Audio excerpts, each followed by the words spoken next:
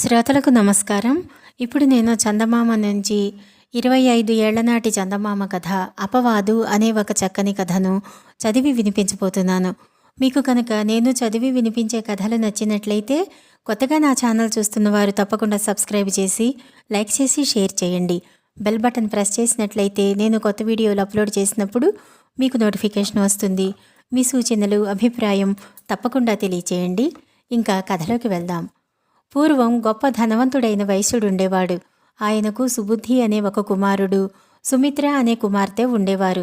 ఆయన చనిపోతూ తన కొడుకుని దగ్గరకు పిలిచి, నాయనా, నా అనంతరం మన వ్యాపారం చక్కగా సాగించు.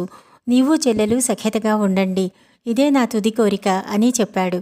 తండ్రి పోయిన కొద్ది కాలానికే సుబుద్ధి 3 నౌకల మీద సరుకులు వేసుకుని దేశాంతరాలకు బయలుదేరాడు. బయలుదేరేటప్పుడు అతను తన చెల్లెలితో, చెల్లి, నేను చాలా కాలానికి గాని తిరిగి రాను.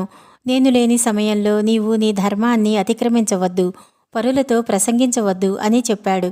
తిరిగి ఎప్పుడు కలుసుకుంటామోనని సుబుద్ధి తన చిత్తరువును తన చెల్లెలికిచ్చి, ఆమె చిత్తరువును తన వెంట తీసుకుని నౌకలతో సముద్రం మీద బయలుదేరాడు.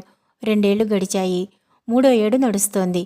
సుబుద్ధి నౌకలు ఒకానొక రేవు పట్టణం చేరుకున్నాయి. అక్కడ లంగరు దించి తన వెంట ఒక గిన్నెలో రత్నాలు, రత్నకంబళాలు మొదలైన బహుమానాలు తీసుకుని సుబుద్ధి ఆ దేశపు రాజు సుదర్శనుడి వద్దకు వెళ్ళాడు. తాను తెచ్చిన బహుమతులు సుదర్శనుడికి సమర్పించి, తమ దేశంలో వ్యాపారం చేసుకోవటానికి అనుమతి ఇవ్వండి అని సుబుద్ధి అడిగాడు. సుబుద్ధి తెచ్చిన బహుమానాలు చూసి సుదర్శనరాజు చాలా ఆనందించాడు. ఏ వణిజుడు కూడా తనకలాంటి అమూల్యమైన బహుమతులిచ్చి ఉండలేదు. అందుచేత సుదర్శనుడు సుబుద్ధి కోరిన ప్రకారం వ్యాపారం చేసుకునేటందుకు అనుమతి ఇవ్వటమే కాక, అతను నౌకలో తెచ్చిన వస్తువులను చూడటానికి సపరివారంగా రేవుకు కూడా వచ్చాడు. నౌకలోని వస్తువులను చూసి ఆనందిస్తున్న సుదర్శనరాజు కన్ను సుమిత్ర చిత్తరువుపై పడింది. ఎవరి సౌందర్యవతి అని సుదర్శనరాజు సుబుద్ధిని అడిగాడు. ప్రభు, ఆమె నా చెల్లెలు. అలాగా, అందానికి తగిన శీలం కూడా ఆమెకున్నదా అని అడిగాడు సుదర్శనరాజు. ఆమె శీలానికి వంక పెట్టగలవారు లేరు అన్నాడు సుబుద్ధి. అయితే నేనామెను నా పట్టమహిషిగా చేసుకుంటాను అన్నాడు రాజు. ఇదంతా ఆలకిస్తున్న సేనానికి అసూయ జనించింది. చివరకు ఈ వైశ్యాంగన మాకు రాణి కావటమా, మా భార్యలు ఈమెకు సేవ చేయటమా అనుకున్నాడు దుర్మార్గుడైన సేనాని. అతను పైకి మాత్రం ఈ విధంగా అన్నాడు. ప్రభు, ఈ స్త్రీని నేను బాగా ఎరుగుదును. ఈమె దుశ్శీల. ఈ మాట వినగానే సుదర్శనుడికి సుబుద్ధిపై ఆగ్రహం కలిగింది. దుశ్శీలను శీలవతి అని ఎందుకు చెప్పావు? నీ తల తీయించేస్తాను అన్నాడు రాజు సుబుద్ధితో. ప్రభు, మీ సేనాని చెప్పేది అసత్యం. చేతనైతే అతను ఆ మాటలు రుజువు చేసుకోమనండి. నా చెల్లెలిని ఎరుగుదునంటున్నాడు కాబట్టి ఆమె వేలిముద్రికను తీసుకుని రమ్మనండి. ఆమె పుట్టుమచ్చ ఎక్కడ ఉన్నది తెలుసుకురమ్మనండి అన్నాడు సుబుద్ధి. సుదర్శనుడికి ఇది న్యాయంగానే తోచింది.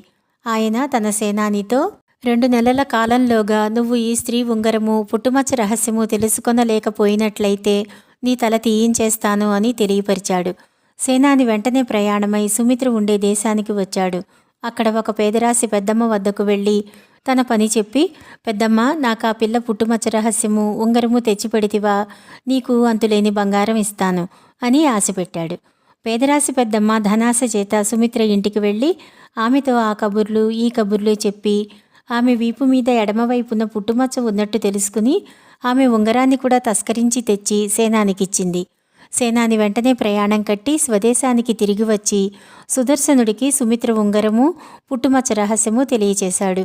సుమిత్రపై వేసిన అపవాదును సేనాని రుజువు చేశాడు కనుక సుదర్శనుడు కోపంతో సుబుద్ధికి మరణదండన విధించాడు. కానీ సుబుద్ధి ఒక కోరిక కోరాడు. నేను ఈ దూరదేశంలో మరణించే ముందు ఒకసారి నా చెల్లెలిని చూడాలని ఉన్నది. ఆమెను పిలిపించి ఒక్కసారి కలుసుకోనివ్వండి. తరువాత నిశ్చింతగా మరణదండన అనుభవిస్తాను. దీనికి సుదర్శనుడు అంగీకరించాడు. సుబుద్ధి తన చెల్లెలికి ఒక జాబు వ్రాసి సుదర్శనుడి దూతల ద్వారా ఆమెకు పంపాడు. తన అన్న చెప్పినట్లు నడుచుకోక పేదరాశి పెద్దమ్మతో మాట్లాడినందుకు ప్రమాదం సంభవించినదని తెలుసుకుని సుమిత్ర తన అన్నను కలుసుకోవటానికి బయలుదేరింది. సుదర్శనుడి రాజ్యం చేరుకోగానే ఆమె తిన్నగా రాజు వద్దకు వెళ్ళి, ప్రభు, ఈ కర్ణాభరణం చూడండి, ఇది విలువైనదేనా అని అడిగింది. సుదర్శనుడు ఆమె ఇచ్చిన కర్ణాభరణంలోని రత్నాలను పరీక్షించి, నిశ్చయంగా ఇది అమూల్యమైనదే, కానీ దీనిని నాకెందుకు చూపుతున్నావు అని ఆశ్చర్యంగా అడిగాడు. తమ సేనాని దీని జతను నా వద్ద తస్కరించాడు. తాము ధర్మస్వరూపులు, అది నాకు తిరిగి ఇప్పించండి అన్నది సుమిత్ర దీనంగా. రాజు సేనానిని పిలిపించి సుమిత్ర చేసిన ఆరోపణను చెప్పి, ఆమె కర్ణాభరణం దొంగిలించావట, దానిని వెంటనే ఆమెకు తిరిగి ఇచ్చెయ్యి అన్నాడు. సేనాని నిర్ఘాంతపోయి, ప్రభు, అసలు ఈమె ఎవరో నేనెరుగను. నా జన్మలో ఎన్నడూ నేను ఈమె ముఖమైనా చూసి ఉండలేదు. నేను ఈమె కర్ణాభరణం దొంగిలించటమేమిటి అన్నాడు. వెంటనే సుమిత్ర రాజువైపు తిరిగి, ప్రభు, నేను సుబుద్ధి చెల్లెలు సుమిత్రను. నన్ను మీ సేనాని తన జన్మలో ఎన్నడూ చూసి ఉండకపోతే మా అన్నకు తమరు మరణదండన ఎందుకు విధించారు అని అడిగింది. తన సేనాని చేసిన మోసము, సుమిత్ర చేసిన యుక్తి సుదర్శనుడికి అర్థమైపోయింది. ఆయన తన సేనానికి మరణదండన విధించి సుబుద్ధిని ఖైదు విడిపించి సుమిత్రను పెళ్లాడి చాలా కాలం సుఖంగా రాజ్యం చేశాడు. ఈ కథ ఇంతటితో సమాప్తం. నమస్కారం.